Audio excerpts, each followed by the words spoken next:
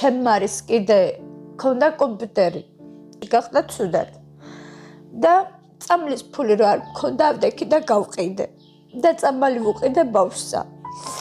აიკანუში და ბავშვები შეიძლება ითქვას სოციალური დახმარებით არსებობენ. დედას ფარისებრი ჯირკვლის პრობლემები აქვს. ანალიზების გაკეთებისა და მკურნალობის საშუალება არ აქვს. ქალი ყველის საწარმოში მუშაობს. მისი ხელფასი სურსათისთვის ძლივს ყოფნით. ოჯახი 400 ლარს ბინის ქირაში იხდის, რომელშიც ფანჯრები გატეხილია და წვიმის დროს ჭერიდან წყალი ნაკადულივით ჩამოდის, მაგრამ სხვა წასასვლელი არ სადაქვთ. დახმარების დაგვიანება არ შეიძლება. პირველ რიგში წამლები არის საჭირო. საბრალო დედა ცხოვრება რომ შევუმსუბუქოთ, საჭიროა სარეცხი მანქანა შევუძინოთ, წყლის გამათბობელი, ასევე საწოლები და ტანსაცმლის კარადა. ბავშვებისთვის ტანსაცმელი, ფეხსაცმელი და ყველაფერი სკოლისთვის. მეგობრებო, ამ წესიერ, კარგ, კეთილ ოჯახს ჩვენ გარდა სხვა დამხმარე არავინ ხავს. ფონდში ჩვენ გვჯერა, რომ თქვენ ისინი გჭირდებათ.